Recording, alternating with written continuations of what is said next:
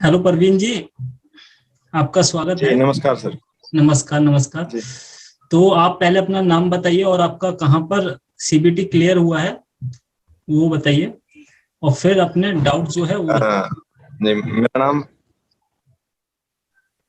नाम प्रवीण कुमार है सर। और मैंने तकरीबन 24 तारीख को एनएफएल का एग्जाम दिया था जो कि बहादुरगढ़ में हुआ था। हम्म। अ, जिसके बाद वो मैंने क्लियर कर लिया था। उसमें जनरल कैटेगरी में मेरी सेकंड रैंक आई है। उसके जी। बाद अब एनएफएल पानीपत में मेरा स्किल टेस्ट का एग्जाम है। अच्छा अच्छा। तो आपकी सेकंड रैंक आई है। जी कितनी सीटें थी उसमें? जी। सीटें इसमें कितनी थी? जर्नल की सर सिर्फ 2 सीटें। अच्छा अच्छा, तो काफी दो बढ़िया सीटें स्कोर रहा है आपका। Thank you. तो ढेर सारी शुभकामनाएं, ठीक है। और स्किल टेस्ट भी आपका बढ़िया हो। अब स्किल टेस्ट में आपको क्या क्या डाउट्स लग रहे हैं वो बताइए।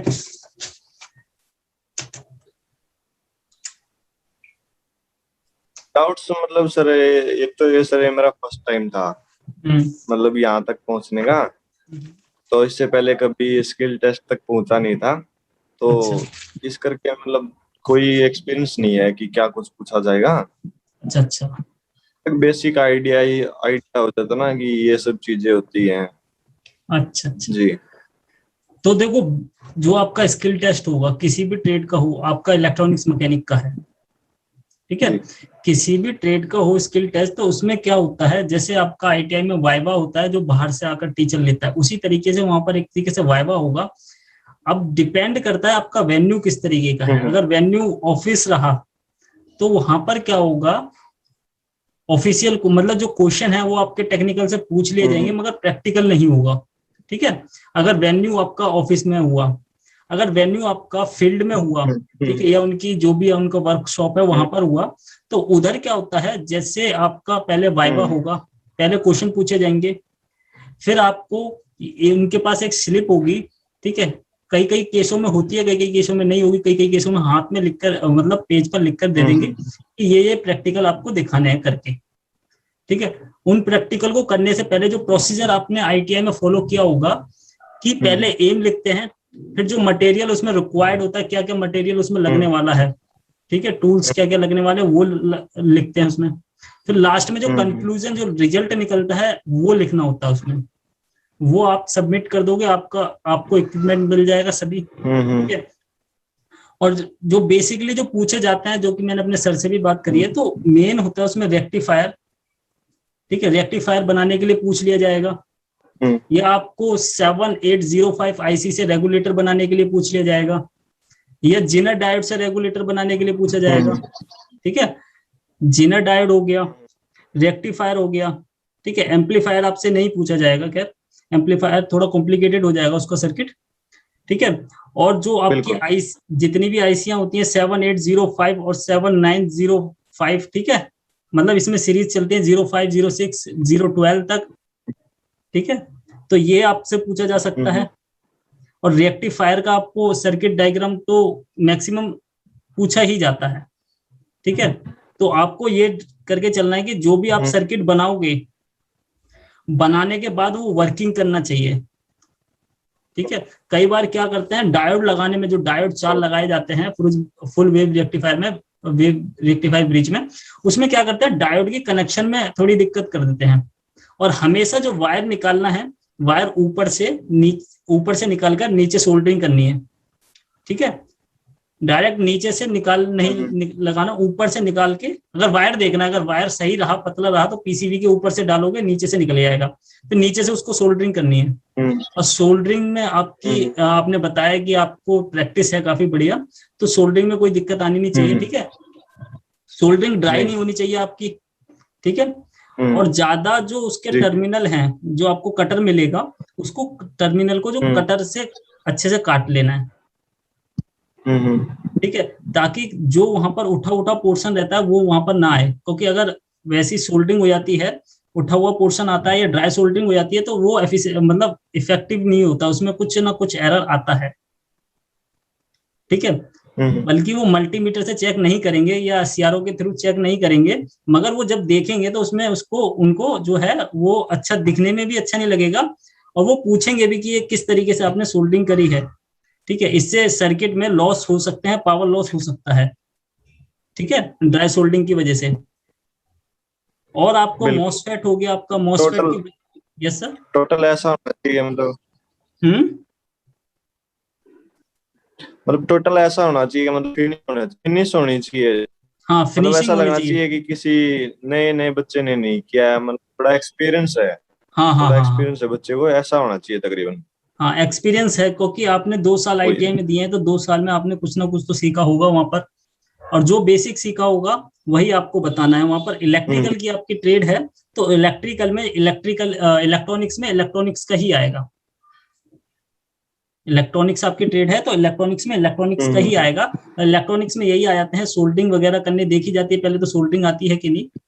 फिर कंपोनेंट पूछ ली, हाँ कंपोनेंट पूछ लिए जाएंगे, कैपेसिटर सारे, जो भी जितने भी कैपेसिटर होते हैं वो सारे लेकर के देख करके चल रहे हैं, जितने भी कैपेसिटर हो गए, रेजिस्टेंस हो गए। ठीक है, पोटेंशियोमीटर सब इसी में आ जाते हैं। ये रेजिस्टेंस प्रीसेट हो गए, कैपेसिटर सारी तरीके के, इंडक्टर आपको देखने के लिए चलने हैं। ठीक है, पाई फिल्टर बनाने के लिए पूछा जा सकता है वहां पर, पाई फिल्टर। ठीक है, हम्म एक, हाँ 2 कैपेसिटर लगा के, एक इंडक्टर लगा के पाई फिल्टर वहां पर रेगुलेटर के, रेगुलेट जो हाँ, आपकी रेगुलेशन आईसी के थ्रू आगे लगा सकते हो। और वहां पर जी। ट्रांसफार्मर जो यूज होता है, सेंट्रल टेप ट्रांसफार्मर यूज किया जाता है, तो वो भी आपको वहां पर पता होना चाहिए, सेंट्रल टेप का। ठीक है, 060 का हो सकता है। ठीक है, 12 0 12 का हो सकता है। ठीक है, ये आपके ट्रांसफार्मर वहां पर हो सकते हैं। अगर 6 को आपस में जोड़, वहां पर पूछा जाएगा, अगर 6 टर्मिनल जो है, 6 वाला यानी कि 3 टर्मिनल ट्रांसफार्मर से निकले हुए होंगे, तो 6 वाला जो है, और लास्ट का जो, फर्स्ट का और हम्म 6 लास्ट का जो आपस में जब हम मल्टीमीटर से कनेक्ट करेंगे, तो 12 वोल्ट की हमारा क्या आउटपुट देगा, 12 वोल्ट एसी का आउटपुट देगा। और वहीं अगर हम 0 6 करेंगे तो 6 वोल्ट देगा हमारा हम्म आउटपुट। ठीक है, तो ये सारी चीजें पता होनी चाहिए, ये सारी बेसिक चीजें हैं। इसी तरीके से अगर कोई इलेक्ट्रिकल का होगा, तो इलेक्ट्रिकल में भी इसी तरीके से ही पूछा जाएगा, उनमें वायरिंग वगैरह आ जी जाती जी। है उनकी।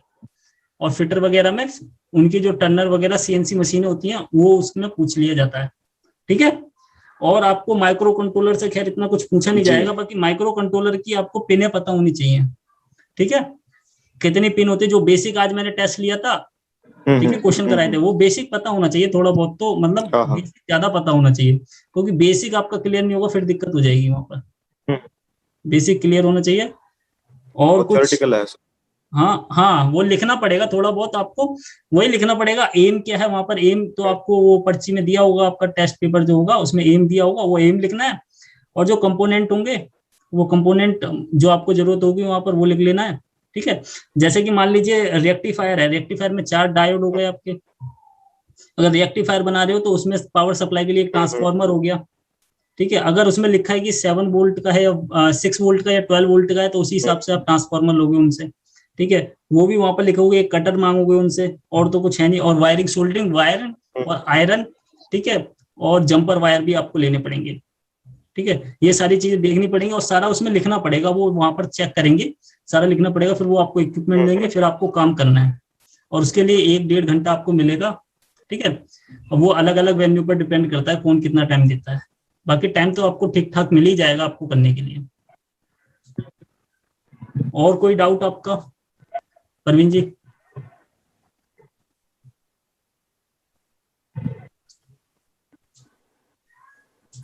मतलब ये है ना सर, एक तो बेसिक हैंड टूल्स का पता होना चाहिए, है ना सर।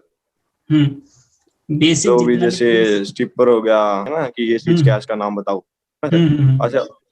हाँ। और ये जैसे डायोड वगैरह, ये सभी मतलब जितने जो बेसिक कंपोनेंट्स है ना, उनकी जो टेस्टिंग वगैरह, और उसके टाइप्स कितने हैं, जैसे सिरेमिक कैपेसिटर हो गया, पॉलिस्टर कैपेसिटर हो गया, पेपर कैपेसिटर हो गया, इन सब चीजों के बारे में पता होना चाहिए, ये पॉलिस्टर कैपेसिटर है। बिल्कुल बिल्कुल, बेसिक अच्छा। पता होना चाहिए। तो हाँ, इनकी टेस्टिंग वगैरह, और हम्म तकरीबन ये मान के चलते हैं कि आईसी 555 ओपम आईसी, और जो ये हम्म। इनके लॉजिक बेसिक, गेट्स की इनमें आईसी है ज्यादा लगभग डीप में लगभग। मत जाना, इनमें ज्यादा डीप में जाना, बेसिक इनका क्लियर रखना, हाँ पहले बेसिक क्लियर कर लेना, और फिर डीप में जाने की कोशिश करना। पहले सभी की पिन पिन पता होनी चाहिए, कितनी पिने होती है, ठीक है, किस पे आउटपुट निकलता है, किस पे वीसीसी देते हैं। हाँ हाँ। पहले बेसिक पता होना चाहिए, बेसिक आप क्लियर कर लेंगे। बेसिक करने के बाद उनको बेसिक, जैसे पूरा दिन तो आपके पास होगा, बेसिक आपने लिस्ट बना ली, ये बेसिक है, इनको मेरे को पढ़ना है, ठीक है, उनमें से कुछ पढ़ लिया आपने, और फिर आपको देखा इसमें से बहुत कुछ मेरे को आता है, ठीक है, उन पॉइंट को अलग लगा देने, जो नहीं आता वो पॉइंट छोड़ने, ठीक है, उनको रिपीट रिपीट आपको क्या करना है, रिवाइज करना है। और जो बच जाएंगे फिर इन एडवांस वर्जन पर जाना है। जैसे कि ये आईसी होती है, आईसी के टर्मिनल होते हैं, कितने टर्मिनल होते हैं, टर्मिनल के अंदर मतलब किस पर आउटपुट दिया जाता है, किस पर इनपुट, और अगर हमारा टाइमर आईसी है तो टाइमर आईसी 555 तो होता ही होता है, साथ के साथ ये किस किस का अस्टेबल बन जाता है, ठीक है, मोनोस्टेबल बन जाता है, बाइस्टेबल बन जाता है, ये भी आपको देख करके चलना पड़ेगा। फिर एडवांस पोर्शन पर जाना, पहले बेसिक क्लियर करना है। याद करने पड़ेंगे ना सर? हाँ क्या? एस्टेबल मोनोस्टेबल के सर सर्किट भी याद करने पड़ेंगे? नहीं नहीं नहीं, पहले आप बेसिक क्लियर करिए, फिर उस पे जाना, क्योंकि वो इतना कुछ पूछेंगे नहीं, मगर पता तो होना चाहिए। अगर रेयर केस में किसी ने पूछ लिया फिर दिक्कत हो सकती है, क्योंकि नहीं सर, जैसे बेसिक तो मेरा लगभग कंप्लीट है, बेसिक तो लगभग मतलब कंप्लीट है। मैं अप्रेंटिसशिप कर रहा हूँ पॉलिटेक में, तो वहां पर भी मतलब पॉलिटेक में सभी डिवाइसेस, सीआरओ वगैरह एक्सेट्रा सभी चीजें वहां पर हैं, तो वहां से मतलब मेरा क्लियर है लगभग। अभी जो दिक्कत है ना मुझे, जैसे ये मोनोस्टेबल का सर्किट वगैरह के में आईसी के पिंस को याद करने में, इन सब चीजों की दिक्कत है बस, बाकी। अच्छा, तो इनको वही मैं कह रहा हूँ, पूरा दिन पड़ा होगा, आपको रिवाइज करना है, जितना ज्यादा रिवाइज कर लोगे उतना ही फायदा रहेगा पेपर से पहले पहले, क्योंकि आपको पहला पता तो है सब कुछ, मगर रिवाइज करना है उसको, ठीक है।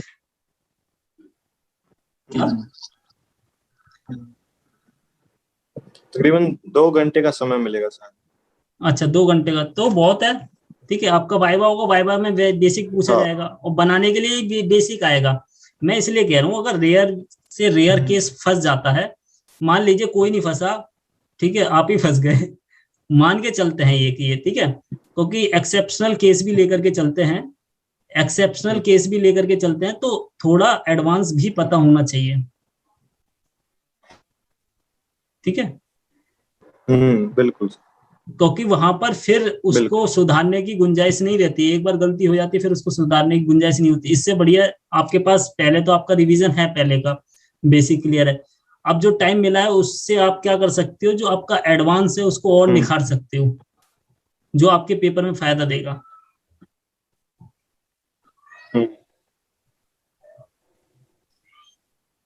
आप जैसे सर वहाँ पे हिंदी में भी लिख सकते हैं या इंग्लिश में? बिल्कुल, जो ऐसा आप तो होगा ना सर वहाँ? बिल्कुल जो लैंग्वेज आपको, जिसमें आप सुटेबल हो लिखने में, इंग्लिश या हिंदी, कोई दिक्कत नहीं है। क्योंकि मेरी हिंदी आवाज आपकी नहीं आ रही।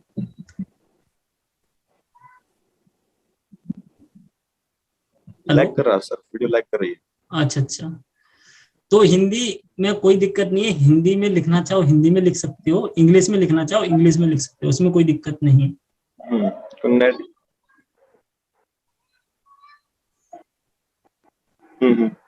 ठीक है, और यही सभी के डाउट होंगे लगभग। नेटवर्क का इश्यू है सर। अच्छा, चलो कोई नहीं, यही सभी के, ये सभी के ही डाउट होंगे। लगभग यही डाउट है सर, ये जैसे क्या चीज। अच्छा, चलो बेस्ट ऑफ लक फिर स्टडी टीम से सभी। हाँ बिल्कुल, और इस बार ये फर्स्ट, ये जो सेकंड है इसमें फर्स्ट लेकर के आनी है, सेकंड को फर्स्ट करना है, ठीक है। कोशिश रहेगी सर। कोशिश नहीं, मेहनत करनी है पूरी, और जो भी डाउट होंगे वो पूछ लेना, कोई दिक्कत वाली बात नहीं है, ठीक है। जितने भी डाउट होंगे पूछ लेना। धन्यवाद सर आपका। हाँ, तो जी, फिर क्लास में मिलते हैं। बहुत बहुत शुक्रिया सर आप। बिल्कुल भाई, आपका भी। Okay sir. ओके।